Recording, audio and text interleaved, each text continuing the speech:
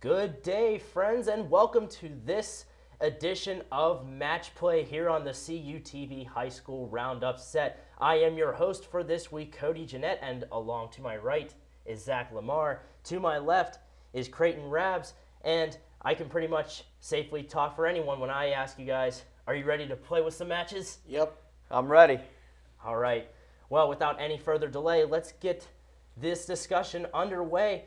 First of all, we're going to start with California region headlines, then go to regional, then go to a national level. First topic on the regional level is our men's basketball team, guys. Not quite the best performance we have seen by this Vulcan team. So, Zach, I want to start with you. What is it exactly that needs to step it up for this team to carry them through the playoff race? Well, what needs to step up for them mostly is their low post game, especially scoring and rebounding. Now, Slippery Rock, out of all divisions of NCAA basketball, they have the third highest rebounding margin in the entire nation. So, playing against a team as stout rebounding as Slippery Rock, it's going to be hard to beat them in that aspect of the game. But against lower teams, they're still struggling in the rebound area. And then their low post game, Mitchell Whedon was the high point scorer in the game, 12 points. And that's just not going to get the job done when your highest scorer only has 12 points. So they're going to have some other low post guys, Quentin Harding, Anthony Lytle. Josh Dombrowski has started getting some playing time. He can shoot the three but also go low. So those guys are going to have to start stepping up their game as the playoffs approach. I think the player to me one of the players I think who really needs to step up is Anthony Lytle. He has some plays where he just hits a nice shot and then he just makes some boneheaded, knucklehead plays that just hurts the team. But he's one player who has to step up. You still want to see production from Keith Lowe, Tynell Fortune, Jake Jakubek. If those guys can get it done on both sides of the ball, I think California will be in good shape down the stretch. But, I mean, everybody, and getting to the Slippery Rock game, there were some people after they were saying, oh, how come they're not in the top team of the region? They played a weak schedule. They had one team they beat had only 3 wins. They played a couple non-D2 schools. Their schedule is weak, so take that for what it's worth. Yeah, guys, and you both are exactly right. And my personal opinion, this thing that has to step up is the three-point shooting. They only had 1 or 2 three-point shots per game, so that was the biggest problem that they had, in my opinion. Moving on over to women's basketball, it was quite a different story that they had against Slippery Rock. They had 4 players registering double-digit points to carry them over to their victory against Slippery Rock. Now, Creighton, going into this playoff race, who will it be that leads the charge for this women's team? The Morgantown Musket, Stephanie Michael. She's the one who's getting it done not only from beyond the arc, but we're seeing more of an inside presence from her, but she can't do it alone. Raya Gadsden and Ashley Hines coming off the bench, they're going to be key contributors to this women's team.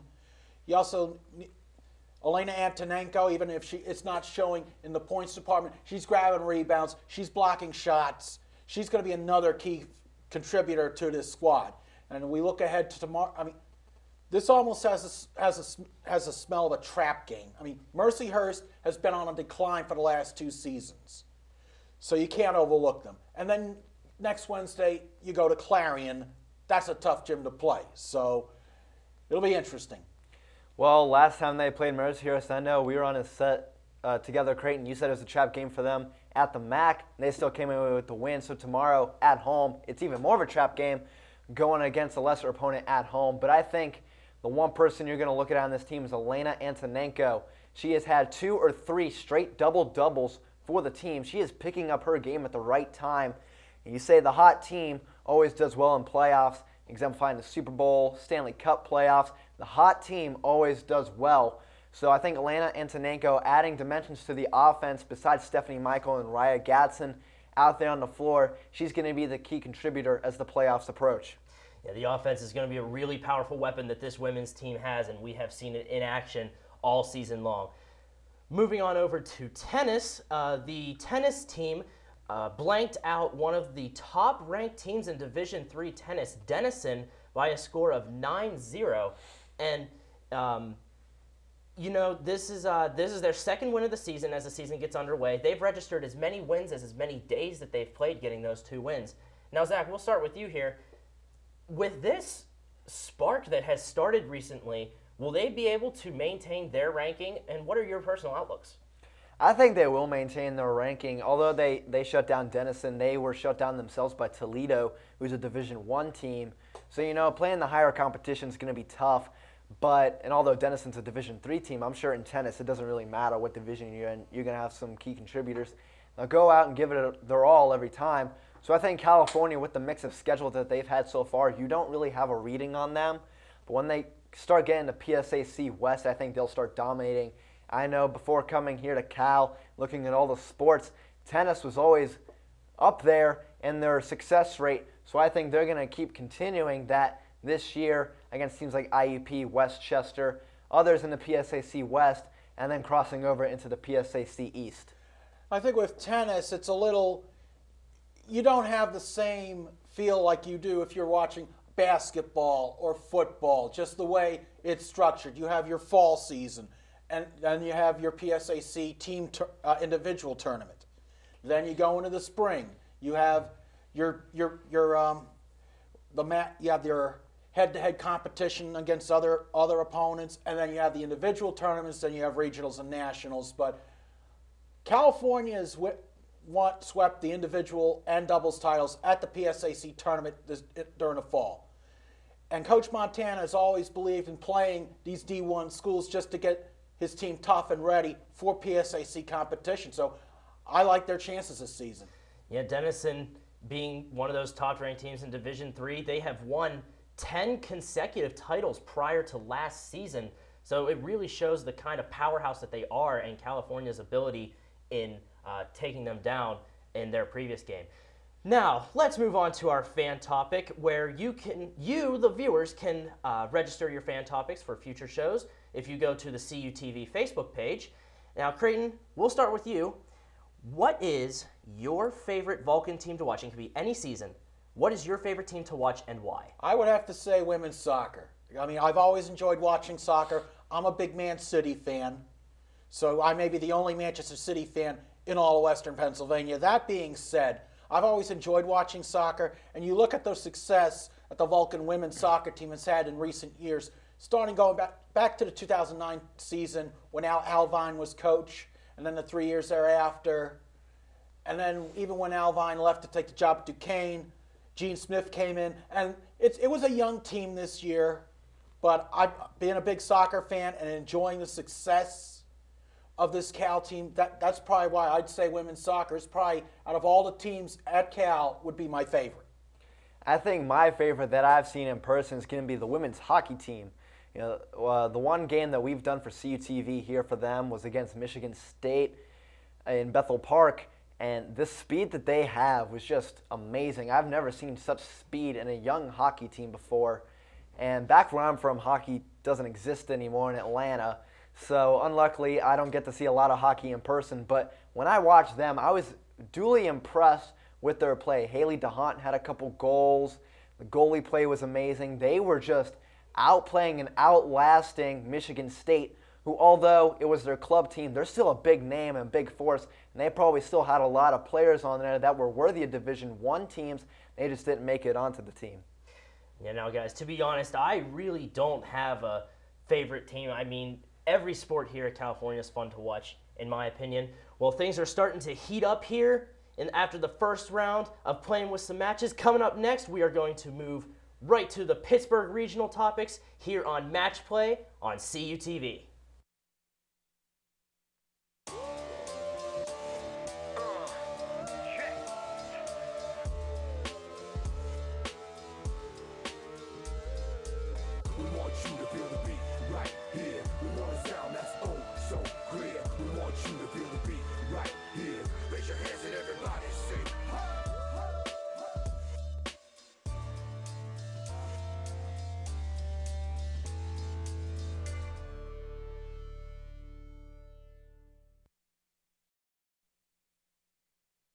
Welcome back to Match Play here on CUTV, where we just had the first round of playing with some matches under our belts now, and we're going to move to a different region, the Pittsburgh regional topics. And now we're going to start off with Jonathan Dyer, Zach, who is saying that he's ready to step it up next year for the Steelers. He led the team last year in rushing, as shaky as our backfield was all year. Now, do you personally believe that he could get the playing time that he deserves, and will he make an impact? I think he will. Growing up down the street from Jonathan Dyer near Atlanta, I had a chance to watch him in high school and play. He ran for 350 yards one game. I watched his college games. He ran for 1,500 yards back-to-back years. He's going to make an impact for the Steelers this year. Although they might go out and get Eddie Lacy or Ray Graham, Monty Ball from the draft, I think Jonathan Dwyer is going to carry the load for the team as the season continues. You might not see him eclipse the 1,000-yard mark, but I think he's going to get close, maybe 800 yards, 900 yards, depending on the playing time that he gets with the other running backs, if they bring Ike Redmond back or if they draft a new guy. I think running back may be, in my opinion, the least of the Steelers' problems. Yes, the defense was ranked high, but there were some stretches, especially against poor teams, where they were so inconsistent, it's not even funny. Now, given Haley's play calling, who's to say that running back is going to be important next season? But that being said, since we're talking about running backs, Dwyer is not like you said, Dwyer's not the only one who has to step up. But I think I can make an argument Redmond also has to step up. And I don't think it matters who's in the backfield. Hold on to the ball. It doesn't matter if you want to talk about running 1,000 yards. It's worthless if you can't hold on to the ball. And the running backs had that problem last year. Yeah, I do agree with that. They had a really big problem with holding on to the ball. But I do believe that if they can do that Zach will be right and that Dwyer will make a huge impact for this team. Moving on from the gridiron to the ice, we just got done watching a nail-biting finish against the Flyers, where the Penguins unfortunately were defeated by a score of 6-5, and Paul Martin leading the way with 3 points. So many people stood up offensively for this team. Now, Creighton, with Philadelphia being in 4th place and Pittsburgh being in 2nd in the Atlantic Division, will this loss come back to haunt them? Probably not. It's one game out of 48. It's not like this is football where, you're only playing 4 games against the Flyers, or as I like to call them, the Pumpkins, because those are the ugliest jerseys in the National Hockey League. It's not like it's all against the Flyers, the Devils, the Rangers, or the Shipwrecks on Long Island. Okay, you have 48 games, one game. It's magnified a little more because of the shortened season, but it's not the end of the world. But for whatever reason, the Penguins, they just cannot. They just don't match up well with Philadelphia, and we saw that in the playoffs last year. But even with all that said, I'm not panicking. I'm not going to jump off the hot metal bridge tomorrow. I don't think the problem is that they don't match up with Philadelphia well necessarily. I think that they play them too aggressively. The defense was very aggressive in the game, and it led to some easy scores for Philadelphia. Voracek got the hat trick, his last one coming off a lucky goal off the back of Vokun into the net after Sutter tied the game. But I think this game is not going to problem the Penguins at all. They're probably going to win the division, I think, because the Devils are probably going to fall off. Their hot start I'm not fully believed in. So I think the Penguins are going to roll. The Rangers, they match up well against. The Islanders are decent, but they're not there yet. And the Devils are going to fall off. So I think the Penguins, you're going to see them rebound from this loss. Yeah, and I do agree. I'm not panicking at all. However, it is a really important loss whenever you take into account the rest of the season and the fact that it was a divisional game. Now let's move to the baseball field, where the Pirates just underwent spring training games. They'll be starting very soon. And Bob Nutting just came out saying that he spent $10 million renovating this stadium where they play spring training ball. And he's quoted as saying he's rebuilding the stadium, the leadership, and the overall approach that they make to a championship organization. Now, Zach, is Nutting right in saying this, or should he have spent the money on something else to help rebuild this team? I think he's right. You look back a couple years ago when the Tampa Bay Devil Rays changed their appearance. They went to the Rays. They got to the playoffs the next year. When the Diamondbacks changed their colors and approach, they got to the playoffs the next year. So next year the Pirates are changing their logo. They're trying to revamp the scoreboard at PNC Park. They're trying to bring a new vision of the team to Major League Baseball fans, and I think that's going to help them in the long run. McCutcheon's there for a while. Tabata's there for a while. You have a bunch of guys, Neil Walker, who might be staying there for a while if he gets a contract extension.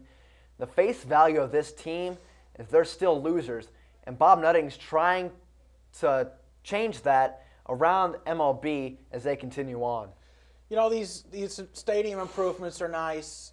You add some complimentary players. Yes, in a way, it is money well spent. Here's the issue as far as the Pirates and finances.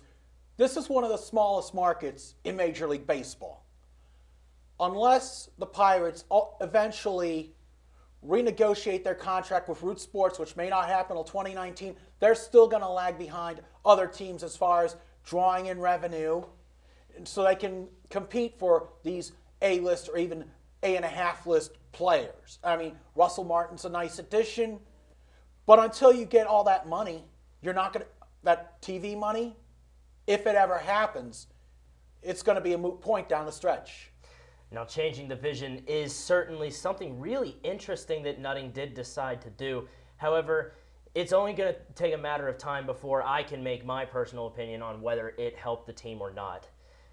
Now, let's focus on Steve Breston. The running back for the Kansas City Chiefs was just released by the team, and now the Steelers are eyeing him up as a potential running back to come in to fill in that position. And he's from the area. He's a Woodland Hills High School graduate. Creighton, do you think the Woody High graduate will be making an appearance for this team, and will he make an impact? No, and if he does, if they do bring him in, no.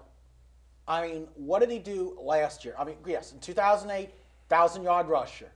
And in 2009, 2010, 2011, averaged about 700, 800 yards, not pretty respectable, but he really didn't do anything last year for a Kansas City team that is the equivalent to the NFL, what Seton Hill is to Division II football in our area, not what we like to call good.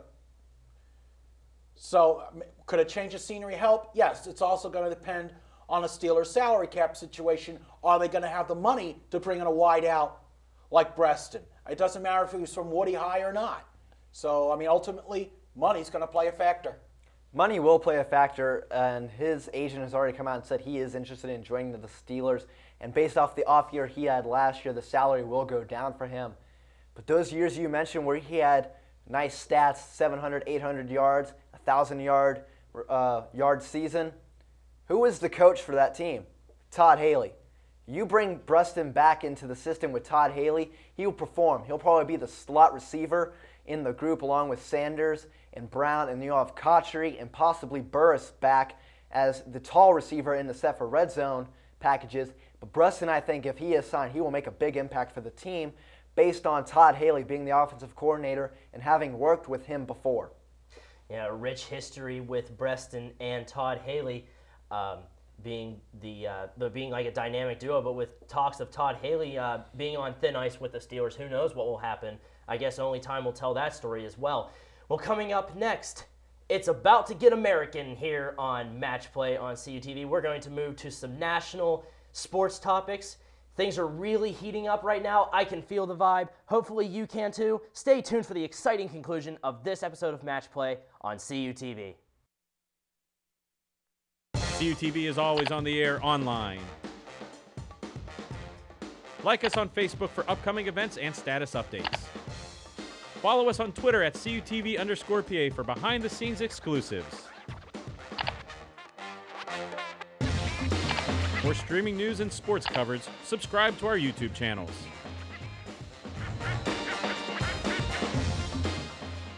CUTV social media. It's always online.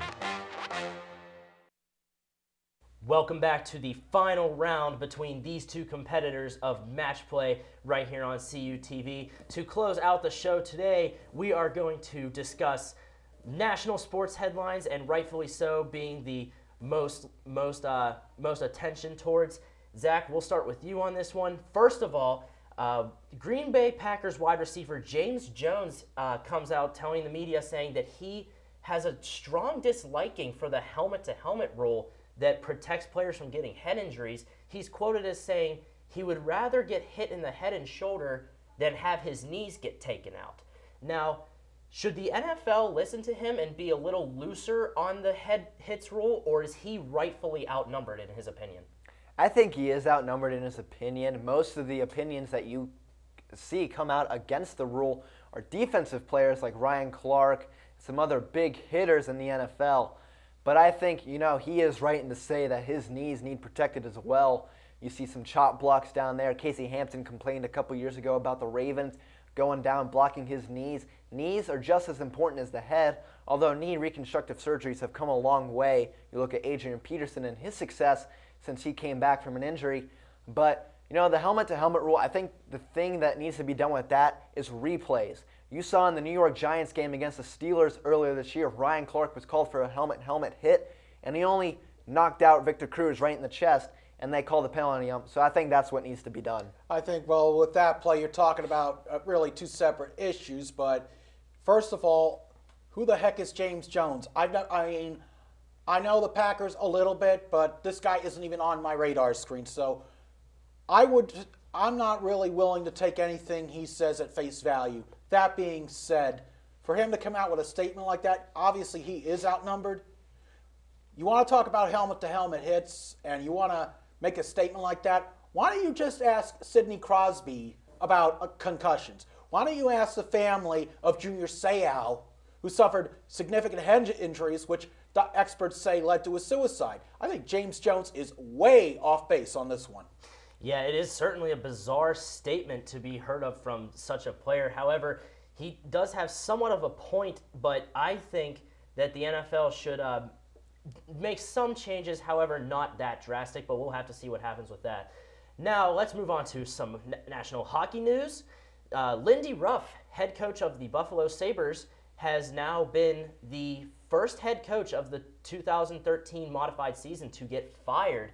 And after being the head coach of the Sabres for 16 years, Creighton will start with this one. Who do you believe, if any at all, will be the next head coach in the National Hockey League to be cut? You look at some of the bad teams, they made their coaching changes last year, but being from back east and knowing how the owner of this team works, I would probably say Peter Laviolette in Philadelphia. Because Ed Snyder, the owner of the Flyers, is not afraid to fire a coach mid-season if he thinks that his team is starting to play poorly. He's had a history of that. I lived there for like 15 years, so believe me. And the Flyers, Wednesday night notwithstanding, they are not really that good. And I can guarantee you, Ed Snyder has owned that franchise since he bought it in the 60s. He's going to make a change. I think the one candidate I'm looking at is the coach of the New York Rangers, John Tortorella. The big expectations were placed on them earlier this season about winning the Stanley Cup with the nice additions of Rick Nash. They have their players coming back, Ryan Callahan, Marian Gaborik, Henrik Lundqvist, many call the best goalie in hockey. I think the expectations are a little too big for that team right now, and if the owner sees that they're not performing the way they should be during the season, maybe Tortorella might get fired. Another name to look out, also he's a first-year coach, Adam Oates for Washington. He's trying to bring a defensive scheme to that team, but with Alexander Ovechkin, you have one of the best offensive players in the league. You need to get him going too. Yeah, after Lindy Ruff being fired, probably a lot of coaches are being worried that if their team performs at subpar levels, that they could be next. So who knows what will happen behind the benches of the National Hockey League. Now let's move on to some golf news. The first round of the Match Play Championships, in no relation to our show, Match Play here, was delayed because of a snowstorm that moved through Arizona and covered the course with 2 inches of snow. And the golfers took a little interesting take on it, getting some extra practice in. Some were building snowmen on the greens and aiming towards the snowmen. Now, Zach, do you believe that the golfers have benefited from this really bizarre show of Mother Nature? Well, some of them probably did. 2 16 seeds in particular who took out Rory McIlroy and Tiger Woods the other day in their first round match play. But I think, the practice would make perfect. Luckily enough for some of them, it was not in the middle of the tournament, near the third or fourth rounds. That can throw off some of the momentum that a player has, especially if you're in the lead. I know if I was a golfer, I had a big lead, snowstorm comes, throws me off, I could come back, go out there, and get myself smothered like Rory McIlroy did in the Masters a few years ago. He just had that one bad day and threw everything off. So luckily for them, it didn't happen then. But, it's nice to see them all collaborate together and have some fun out there. Well, let's just say it's not every day we get to talk about, never mind snow at a golf tournament. How about snow in Arizona? Really? I mean, that being said, I think first of all, the 16 seed who beat Tiger Woods, I don't think it had so much to do with that extra practice time. I think it had to do that this is not a format where Tiger Woods has succeeded in the past. But that being said, any golfer out there is going to try and get an edge, whether it's on the regular golf course or disc golf course. I'm sure our fearless leader, Gary Smith, can relate to that part. But anytime you can get a chance to get extra practice in, it certainly couldn't hurt, even if you got 2 or 3 inches of snow on the ground. Yeah, this bizarre show of Mother Nature will be really interesting to see how these golfers are affected. We'll have to see what happens. Our final topic of the show today, moving on to some NASCAR racing. NASCAR said that they are revamping the cars to a Gen 6 model, is what they're calling it, for the 2013 season. And drivers are really praising it because they really hated the Car of Tomorrow model that came out in 2007. And it's supposed to improve driver safety, especially after Dale Earnhardt's death in 2001. Now, Creighton, is NASCAR making the right move in changing the cars, and just how important is a driver's safety? Absolutely, they're making the right move. Obviously, they took it. It's not like you can design these cars and have them ready by, say, the 4th of July. It's not that simple. Obviously, it took about 6 years from Dale Earnhardt's death until they rolled out the Car tomorrow, and the drivers they took that input from there, and they came out with the Gen 6 model. And you cannot tell me that safety is not important, because obviously it is. It doesn't matter if it's NASCAR or open wheel racing like in Indy cars. Driver safety has to be the #1 concern. And I think NASCAR they learned from the mistakes from the Car tomorrow, and this is where we are today. Yeah, driver safety is always the #1 factor for NASCAR. You look last year, a couple years ago, the IndyCar Series, Dan Weldon dying in a crash, Dale Earnhardt roughly 12 years ago dying in the Daytona 500. But the Gen 6 model, although I'm not a big NASCAR fan, I don't know a lot about it, I'm sure, based on the input I've heard, the Car tomorrow probably was terrible for them. So they're revamping for this model. And, Sunday when the Daytona 500 comes up, we will see it in action for the first time in a full race. Danica Patrick with the pole, the first woman ever, note there. But I think we're going to see a lot of higher racing as the NASCAR season gets underway. Yeah, 2013 will be a really fun year to watch with the new cars, new racers. Now we're going to have you, the viewers, to wrap up this show. Go onto the Facebook page for CUTV, facebook.com/CUTV. Watch the video, click the link. See who it is between these two competitors, Zach Lamar, Creighton Rabs, that should win this episode of Match Play. And give us your input, submit your fan topics, and we'll use them on future shows. To wrap up the show, guys, Creighton, you have any final thoughts? I had a thought, it got lonely and left. So there you go. Had fun today, going up against Creighton, sitting next to you, Cody, so it was a good day overall. It was really fun. This was my first time hosting, and it was quite an experience, and I loved it. And I'm really looking forward to being with you guys every Friday here on Match Play. And thank you for watching. You were watching CUTV, home of Match Play, and many other of your best Vulcan sports coverage. We'll see you next time.